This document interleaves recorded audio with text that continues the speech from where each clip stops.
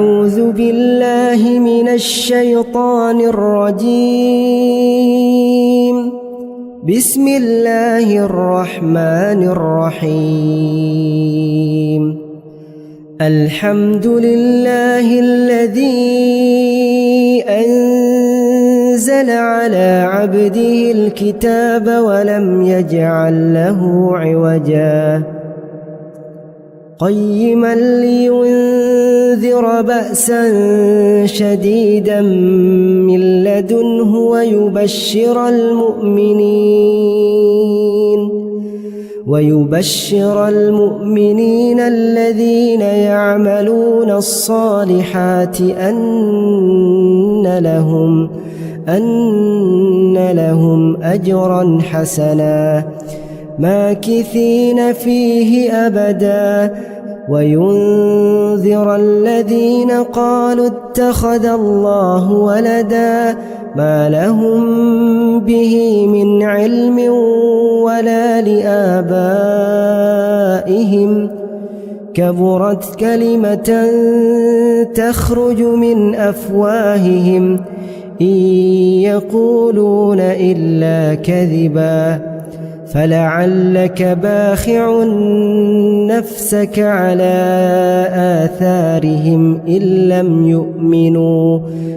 لم يؤمنوا بهذا الحديث أسفا إنا جعلنا ما على الأرض زينة لها لنبلوهم أيهم أحسن عملا وإنا لجاعلون ما عليها صعيدا جرزا أم حسبت أن أصحاب الكهف والرقيم كانوا من آياتنا عجبا إذ أوى الفتية إلى الكهف فقالوا ربنا آتنا من لدنك رحمة وهيئ لنا من أمرنا رشدا فضربنا على آذانهم في الكهف سنين عددا ثم بعثناهم لنعلم أي الحزبين أحصى لما لبثوا أمدا نحن نقص عليك نبأهم بالحق إنهم فتية آمنوا بربهم وزدناهم هدى وربطنا على قلوبهم إذ قاموا فقالوا ربنا رب السماوات والأرض لن ندعو من دونه إلها لقد قلنا إذا شططا هؤلاء قومنا اتخذوا من دونه آلهة لولا يأتون عليهم بسلطان بين فمن أظلم ممن افترى على الله كذبا وإذ اعتزلتموهم وما يعبدون إلا الله فأووا إلى الكهف ينشر لكم ربكم من رحمته ويهيئ لكم من أمركم مرفقا وترى الشمس إذا طلعت تزاور عن كهفهم ذات اليمين وإذا غربت تقرضهم ذات الشمال وهم في فجوة منه ذلك من آيات الله من يهد الله فهو المهتد ومن يضلل فلن تجد له وليا مرشدا وتحسبهم أيقاظا وهم رقود ونقلبهم ذات اليمين وذات الشمال وكلبهم باسط ذراعيه بالوصيد لو اطلعت عليهم لوليت منهم فرارا ولملئت منهم رعبا وكذلك بعثناهم ليتساءلوا بينهم قال قائل منهم كم لبثتم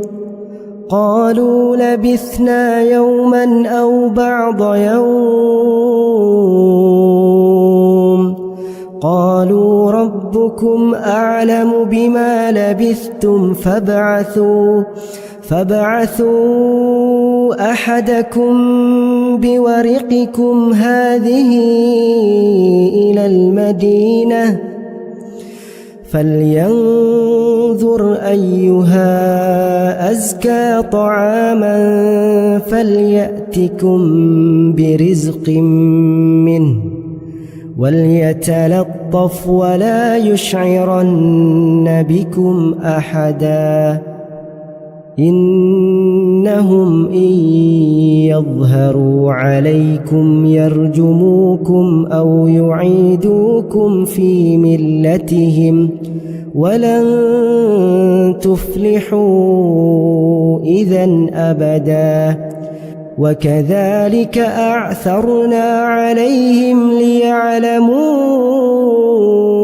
أن وعد الله حق وأن الساعة لا ريب فيها إذ يتنازعون بينهم أمرهم فقالوا ابنوا عليهم بنيانا ربهم أعلم بهم قال الذين غلبوا على أمرهم لنتخذن عليهم مسجدا سيقولون ثلاثة رابعهم كلبهم ويقولون خمسة سادسهم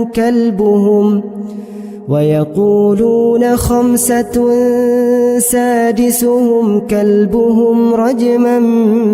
بالغيب ويقولون 7 وثامنهم كلبهم قل ربي أعلم بعدتهم ما يعلمهم إلا قليل فلا تمار فيهم إلا مراء ظاهرا ولا تستفت فيهم منهم أحدا ولا تقولن لشيء إني فاعل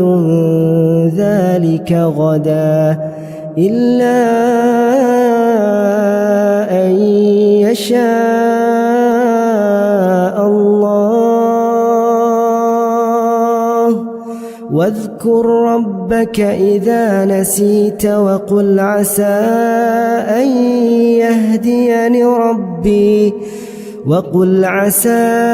أن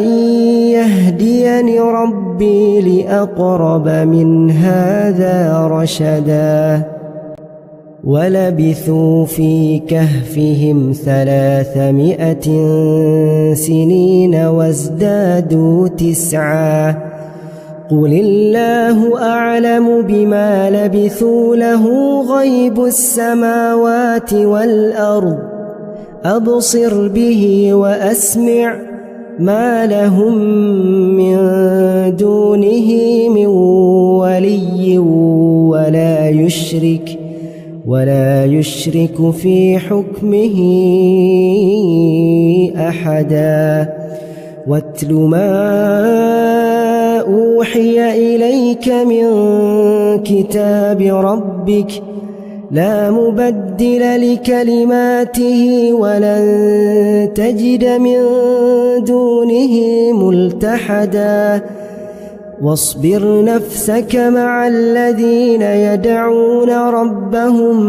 بالغداة والعشي يريدون وجهه ولا تعد عيناك عنهم تريد زينة الحياة الدنيا ولا تطع من أغفلنا قلبه عن ذكرنا واتبع هواه وكان أمره فرطا وقل الحق من ربكم فمن شاء فليؤمن ومن شاء فليكفر إنا أعتدنا للظالمين نارا أحاط بهم سرادقها وإن يستغيثوا يغاثوا بماء كالمهل يشوي الوجوه بئس الشراب وساءت مرتفقا إن الذين آمنوا وعملوا الصالحات إنا لا نضيع أجر من أحسن عملا أولئك لهم جنات عدن تجري من تحتهم الأنهار يحلون فيها من أساور من ذهب ويلبسون ثيابا خضرا من سندس واستبرق متكئين فيها على الأرائك نعم الثواب وحسنت مرتفقا واضرب لهم مثل الرجلين جعلنا لأحدهما جنتين من أعناب وحففناهما بنخل وجعلنا بينهما زرعا كلتا الجنتين آتت أكلها ولم تظلم منه شيئا وفجرنا خلالهما نهرا وكان له ثمر فقال لصاحبه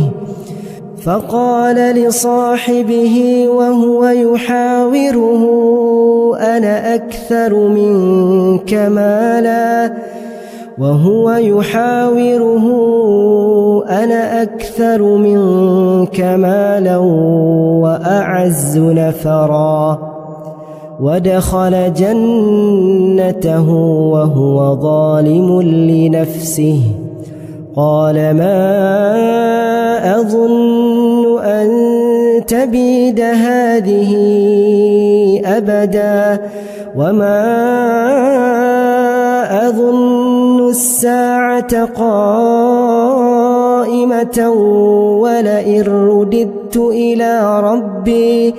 ولئن رددت إلى ربي لأجدن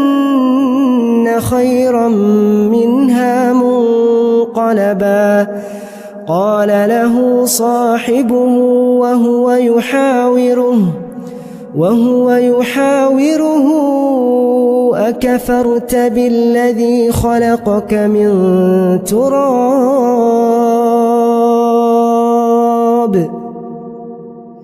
أكفرت بالذي خلقك من تراب ثم من نطفة ثم سواك رجلا لكن هو الله ربي ولا أشرك بربي أحدا ولولا إذ دخلت جنتك قلت ما شاء الله لا قوة إلا بالله إن ترني أنا أقل منك مالا وولدا فعسى ربي أن يؤتيني خيرا من جنتك ويرسل عليها حسبانا من السماء فتصبح صعيدا زلقا أو يصبح ماؤها غورا فلن تستطيع له طلبا وأحيط بثمره فأصبح يقلب كفيه على ما أنفق فيها وهي خاوية على عروشها ويقول يا ليتني لم أشرك بربي أحدا ولم تكن له فئة ينصرونه من دون الله وما كان منتصرا هنالك الولاية لله الحق هو خير ثوابا وخير عقبا واضرب لهم مثل الحياة الدنيا كماء أنزلناه من السماء فاختلط به نبات الأرض فأصبح هشيما تذروه الرياح وكان الله على كل شيء مقتدرا المال والبنون زينة الحياة الدنيا والباقيات الصالحات خير عند ربك ثوابا وخير أملا ويوم نسير الجبال وترى الأرض بارزة وحشرناهم فلم نغادر منهم أحدا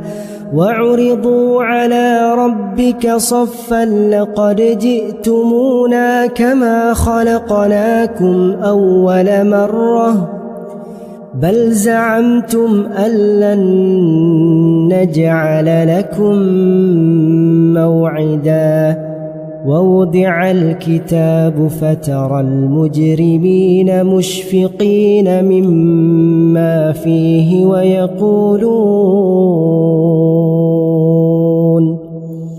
ويقولون يا ويلتنا ما لهذا الكتاب لا يغادر صغيرة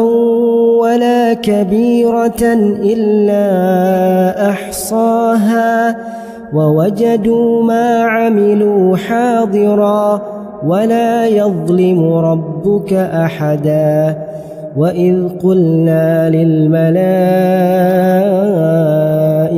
اسجدوا لآدم فسجدوا إلا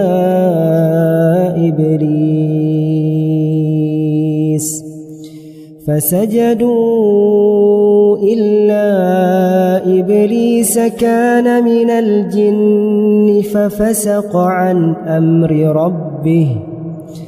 أفتتخذونه وذريته أولياء من دوني وهم لكم عدو بئس للظالمين بدلا ما أشهدتهم خلق السماوات والأرض ولا خلق أنفسهم وما كنت متخذ المضلين عضدا ويوم يقول نادوا شركائي الذين زعمتم فدعوهم فلم يستجيبوا لهم وجعلنا بينهم موبقا ورأى المجرمون النار فظنوا أنهم مواقعوها ولم يجدوا عنها مصرفا ولقد صرفنا في هذا القرآن للناس من كل مثل وكان الإنسان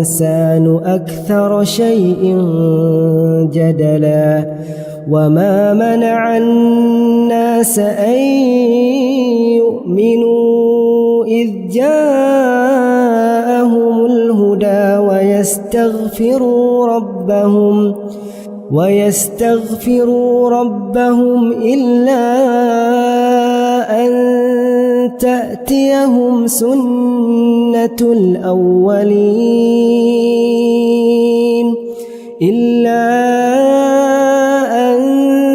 تأتيهم سنة الأولين أو يأتيهم العذاب قبلا وما نرسل المرسلين إلا مبشرين ومنذرين ويجادل الذين كفروا بالباطل ليدحضوا به الحق واتخذوا آياتي وما أنذروا هزوا ومن أظلم ممن ذكر بآيات ربه فأعرض عنها ونسي ما قدمت يداه إنا جعلنا على قلوبهم أكنة أن يفقهوه وفي آذانهم وقرا وإن تدعهم إلى الهدى فلن يهتدوا إذن أبدا وربك الغفور ذو الرحمة لو يؤاخذهم بما كسبوا لعجل لهم العذاب بل لهم موعد لن يجدوا من دونه موئلا وتلك القرى أهلكناهم لما ظلموا وجعلنا لمهلكهم موعدا وإذ قال موسى لفتاه لا أبرح حتى أبلغ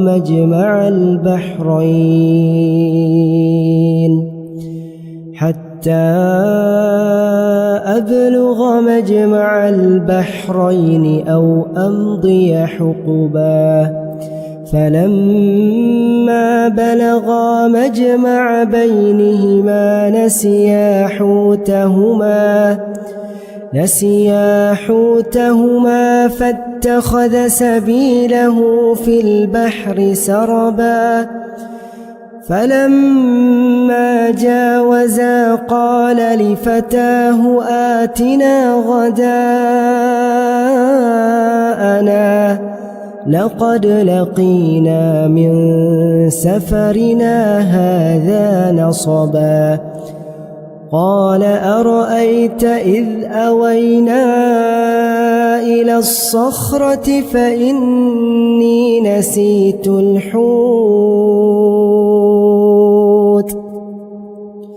فإني نسيت الحوت وما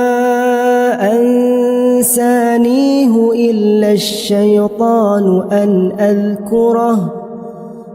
واتخذ سبيله في البحر عجبا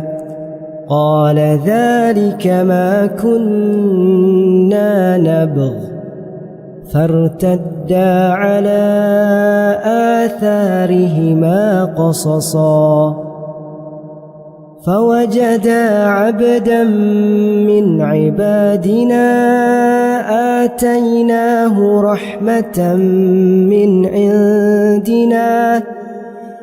آتيناه رحمة من عندنا وعلمناه من لدنا علما قال له موسى هل أتبعك على أن تعلمني مما علمت رشدا قال إنك لن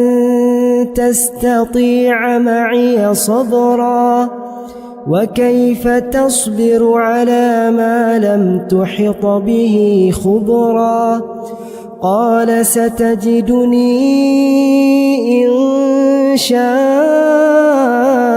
الله صابرا ولا أعصي لك أمرا قال فإن اتبعتني فلا تسألني عن شيء حتى أحدث لك منه ذكرا فانطلقا حتى إذا ركبا في السفينة خرقها قال خرقتها لتغرق أهلها لقد جئت شيئا إمرا قال ألم أقل إنك لن تستطيع معي صبرا قال لا تؤاخذني بما نسيت ولا ترهقني من أمري عسرا فانطلقا حتى إذا لقيا غلاما فقتله قال أقتلت نفسا زكية بغير نفس لقد جئت شيئا نكرا قال ألم أقل لك إنك لن تستطيع معي صبرا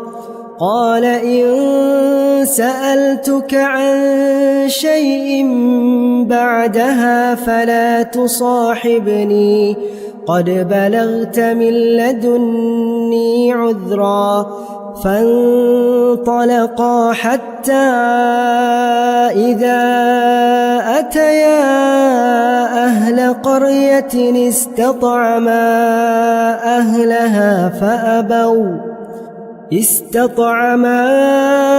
أهلها فأبوا أن يضيفوهما فوجدا فيها جدارا يريد أن ينقض فأقامه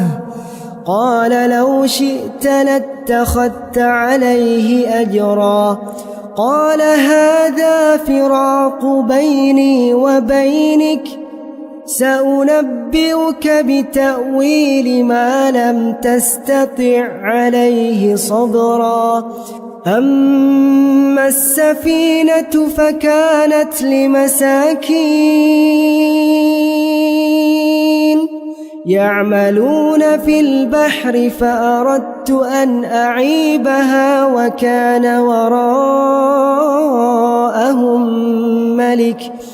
وكان وراءهم ملك يأخذ كل سفينة غصبا وأما الغلام فكان أبواه مؤمنين فخشينا أن يرهقهما طغيانا وكفرا فأردنا أن يبدلهما ربهما خيرا منه زكاة وأقرب رحما وأما الجدار فكان لغلامين يتيمين في المدينة وكان تحته كنز لهما وكان أبوهما صالحا فأراد ربك أن يبلغا أشدهما ويستخرجا كنزهما رحمة من ربك وما فعلته عن أمري ذلك تأويل ما لم تستع عليه صبرا ويسألونك عن ذي القرنين قل سأتلو عليكم منه ذكرا إنا مكنا له في الأرض وآتيناه من كل شيء سببا فأتبع سببا حتى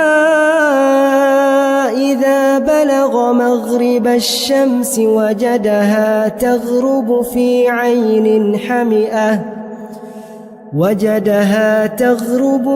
عين حمئة ووجد عندها قوما قلنا يا ذا القرنين إما أن تعذب وإما أن تتخذ فيهم حسنا قال أما من ظلم فسوف نعذبه ثم يرد إلى ربه فيعذبه عذابا نكرا وأما من آمن وعمل صالحا فله جزاء الحسنى وسنقول له من أمرنا يسرا ثم أتبع سببا حتى إذا بلغ مطلع الشمس وجدها تطلع على قوم لم نجعل لهم من دونها سترا كذلك وقد أحطنا بما لديه خبرا ثم أتبع سببا حتى إذا بلغ بين السدين وجد من دونهما قوما لا يكادون يفقهون قولا قالوا يا ذا القرنين إن يأجوج ومأجوج مفسدون في الأرض فهل نجعل لك خرجا على أن تجعل بيننا وبينهم سدا قال ما مكني فيه ربي خير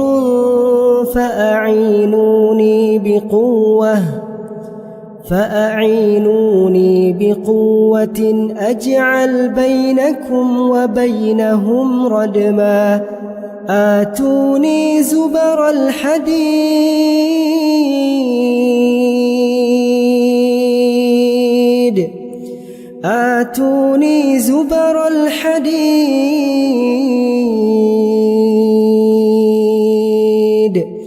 حتى إذا ساوى بين الصدفين قال انفخوا حتى إذا جعله نارا قال آتوني أفرغ عليه قطرا فما استطاعوا أن يظهروه وما استطاعوا له نقبا قال هذا رحمة من ربي فإذا جاء وعد ربي جعله دكاء وكان وعد ربي حقا وتركنا بعضهم يومئذ يموج في بعض ونفخ في الصور فجمعناهم جمعا وعرضنا جهنم يومئذ للكافرين عرضا الذين كانت أعينهم في غطاء عن ذكري وكانوا لا يستطيعون سمعا أفحسب الذين كفروا أن يتخذوا عبادي من دوني أولياء إنا أعتدنا جهنم للكافرين نزلا قل هل ننبئكم بالأخسرين أعمالا الذين ضل سعيهم في الحياة الدنيا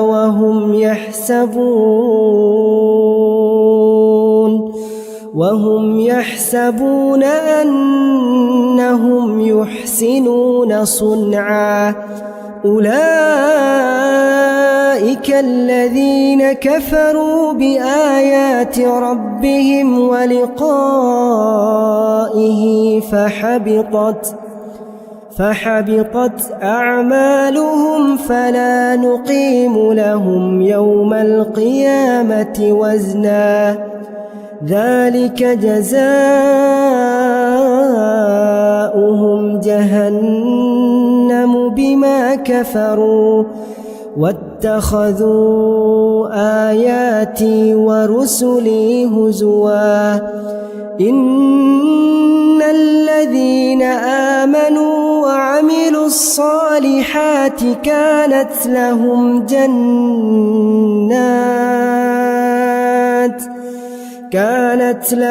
جنات الفردوس نزلا خالدين فيها لا يبغون عنها حولا قل لو كان البحر مدادا لكلمات ربي لنفد البحر قبل أن تنفد كلمات ربي ولو جئنا بمثله مددا قل إنما أنا بشر مثلكم يوحى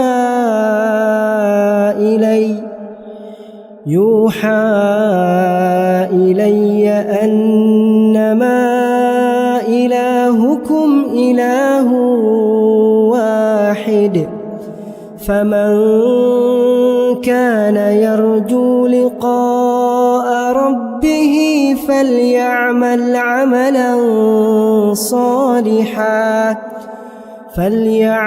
عملا صالحا ولا يشرك بعبادة ربه أحدا.